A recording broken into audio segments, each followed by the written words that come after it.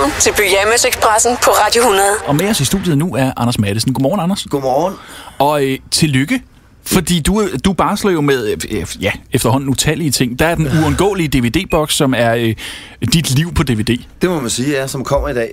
Ja, det er jo helt fantastisk. Og så er der et nyt show, som du har på trapperne også. Vel at mærke først om et års tid. Ja, der er et lille års tid til. Jamen, sådan er det jo. Det skal jo...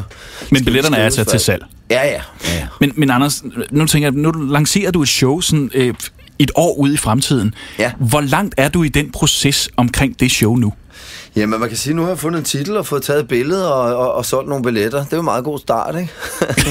Jo, men det var jo ikke 1,5 time. Nej, det gør det ikke. Og det er også derfor, jeg finder gerne ligesom en eller anden retning, jeg kan mærke, det skal gå i. Og så får jeg taget et billede, sådan, så jeg ligesom selv kan stå og kigge på det og tænke, at fortæller det her mig det rigtige, ikke? Så jeg sådan ligesom selv forholder mig, som var jeg tilskuer og tænker, hvad forventer jeg, når jeg ser plakaten og titlen, som jeg har lavet? Hvad forventer, altså, hvad er den rigtige vej at gå? Ikke? Og det er jo sådan, jeg skriver, det er at prøve at anbringe mig selv i den der mørke sal sammen med publikum og tænker, hvis jeg skal være overrasket, hvad skal der så ske? Eller hvis jeg skal være underholdt, hvordan skal scenografien så se ud? Så det er så det næste skridt, der sker. Det har vi lige ordnet i sidste uge, har vi holdt møde med scenografen, og der kom nogle helt fantastiske idéer op, hvor jeg tænker, ja, sådan der skal den være, ikke? Og det inspirerer så yderligere til at få skrevet flere jokes. Men det er jo ikke sådan, at jeg ingenting har skrevet. Jeg har 1,5 eller 2 timer stand-up-materiale liggende, som jeg til at starte med tænkte, der er noget. Der er altså kimen eller, potentialet til et nyt show. For ellers vil jeg ikke, lancere det og sætte det i salg, hvis jeg ligesom tænkte, så må jeg finde på noget. Jeg har ligesom en idé om, hvor jeg gerne vil hen.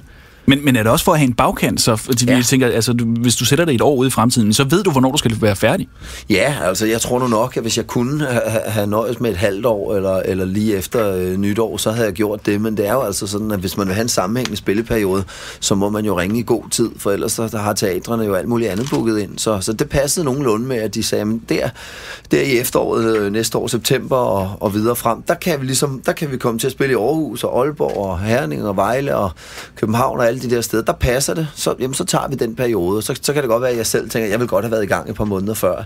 Men det er jo fint nok, fordi så slipper man også for at have sit fjæs hængende på alle busser i København og taxa og så videre. Nu er der et års tid, hvor folk sådan kan også sprede ordet, ikke? Og sige, nu har jeg købt en billet til det der, ikke?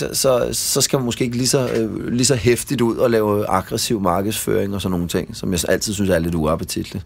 Nu siger du har lidt, du har noget materiale, som kan bruges, og du har fået taget billeder, og du har snakket lidt scenografi, men altså, hvis man kender dig ret, så er det jo ikke klassisk stand-up. Du udvikler altid, så har du lidt karakterer med, og så er det lidt anderledes scenografi, så er der noget akvariehalløj, og noget anderledes kameraføring, og hvad ved jeg.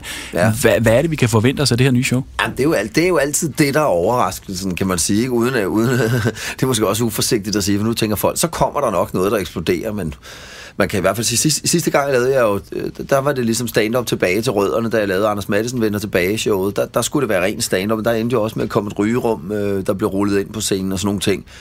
Så jeg lader mig i hvert fald ikke begrænse af, at stand-up bare skal være en mand og en mikrofon. Og jeg ved så ikke, om det her skal gå i totalteater, ligesom anden på coke, eller om man kan sige, det materiale, jeg har skrevet, og de emner, jeg synes er interessante, det er i hvert fald nogle, jeg har lyst til at snakke om, mere end jeg har lyst til at gøjle. Ikke?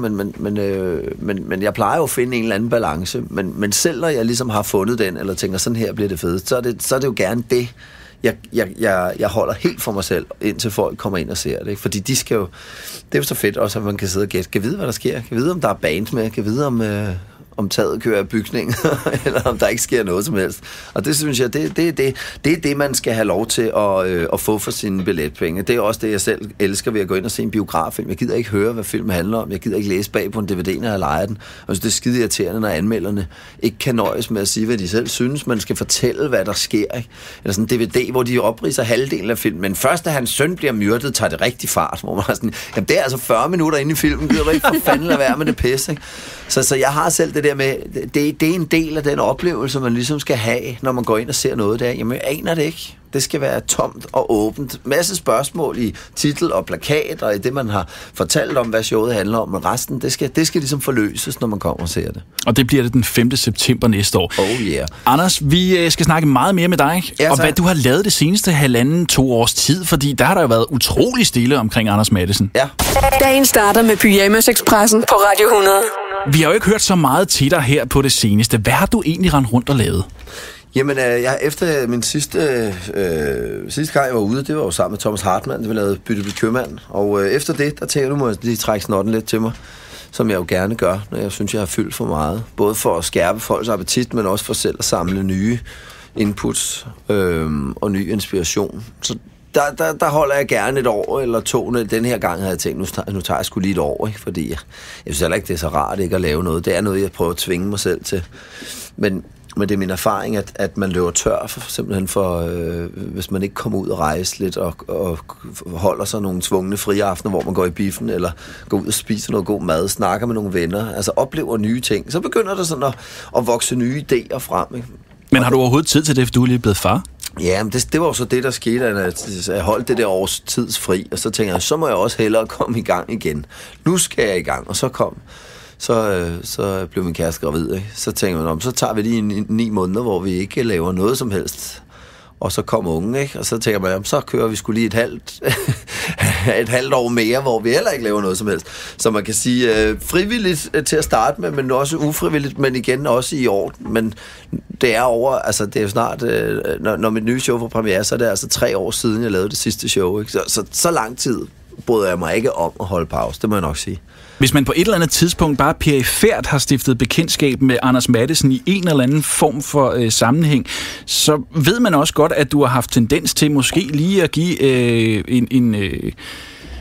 ikke en flad sådan rent fysisk forstand, men i hvert fald vokal flad til ungerne, som værende nogle irriterende snotvalpe. Ja. Har det ændret sig, nu du selv er blevet far? Nej, det synes jeg da ikke. Altså mit syn på børn eller sådan. Ja. Det er jo også et syn på voksne, ikke? Det er jo provokerende historier og så videre. Nogle gange så tegner det lige så meget portræt af den intolerante voksne, der siger, de børn skal have nogle flade, ikke? Hvor jeg tænker, det var da en ufattelig kort lunde. Jeg har altid rigtig godt kunne lide børn. Og der er også et andet citat fra Tal for dig selv, hvor jeg siger, jeg bliver en god far, jeg skal have mange børn, og min unge skal forkæles og opfostres på kage og svingtur. Det citat er der ikke så mange, der konfronterer mig med lige for tiden, fordi det er sjovere det der med at gå ud fra, jamen så kan du vel ikke lide børn, hvor jeg tænker, jeg har sagt så meget på scenen. Jeg har også sagt, at min mor var en narkoluder på en tømmerflåde. Det er hun altså ikke, kan jeg godt røbe.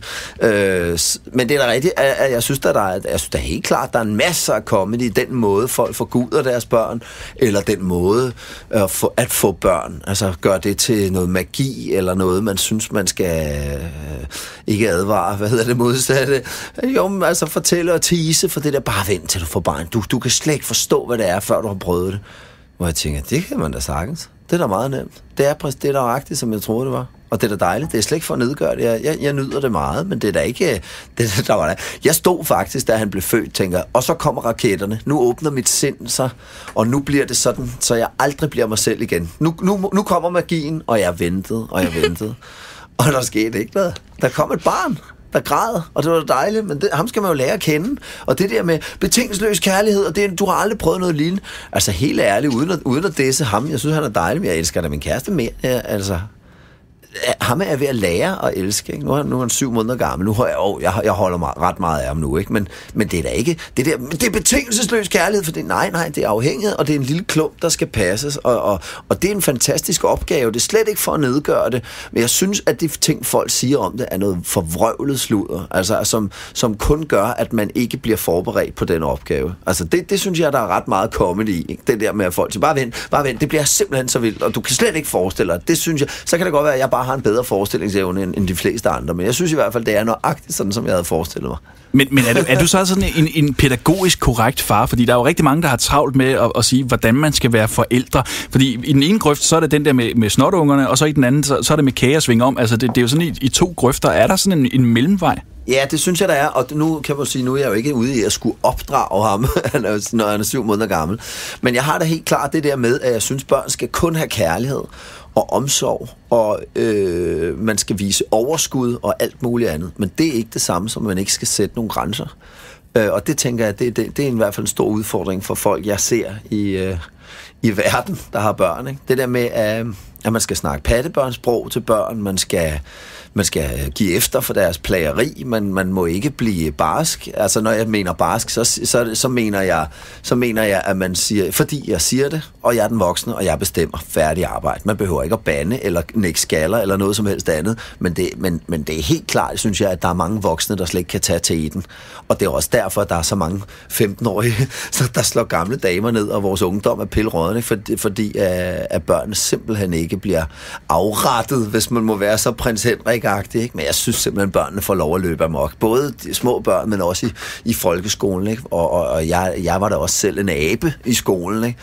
Men når jeg kigger tilbage, tænker jeg da også, at man spørger dig, have en chance, og siger, prøv, du skal bare sidde stille og opføre dig ordentligt, og ellers så skal du blive hjemme. Så må du tage en beslutning her og nu. Gider ikke finde os i det der pis, ikke?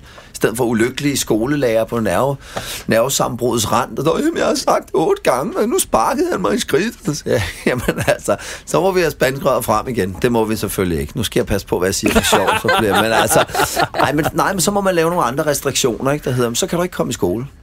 Altså, og det mener jeg da helt klart. Altså, det der med, hvis du vokser op og synes, det er sejt at komme i fængsel. Altså, det er jo det, man vokser op og får et helt forkert holdning, fordi de konsekvenser, der er, så kan det være, så ryger jeg i spjældet, mand. Jeg er rimelig sejt, for så har jeg også nogle tattooer, hvor jeg tænker, ja, smid folks forældre i fængsel. Hvis du er 15 år gammel og har sparket en mand ned, så han døde af det, smid dine forældre i fængsel. Det er deres skyld alligevel. Og det er ikke lige så sejt at sige, min mor er 90, hun sidder 20 år i spjældet for noget lort, jeg har lavet. Sådan skal det være. Nye boller på suppen. Stem på mig. Sådan. Det var noget af en valgtale. Anders Matthesen, du har rigelige projekter at tage dig til. Der er noget opdragelse om der er noget opdragelse, der er noget show, der er den nye DVD, den uundgåelige DVD-boks. Yes. Der er en børneplade, som måske ikke kommer ud. Der er noget filmhalløj, der er noget sitcom. Du har så sindssygt travlt. Du har slet ikke tid til at sidde her. Jo, nu hjalp I mig også lidt, inden jeg kom på. Jeg hørte, I sagde, at jeg havde skrevet bøger. Den mangler den tager altså. Du. Det mangler. Nej, men det var sødt af jer, men det har jeg altså ikke. Jeg har ikke skrevet nogen bøger. Hvad skal du skrive? Ja. Jeg ved ikke, om jeg skal skrive en bog. Så bliver det en pixie-bog, tror jeg. Jamen, ideen er medgivet videre. Anders Matthesen, tusind tak, fordi du kom forbi. Det var en fornøjelse. Velkommen til Pyjamas Expressen på Radio 100.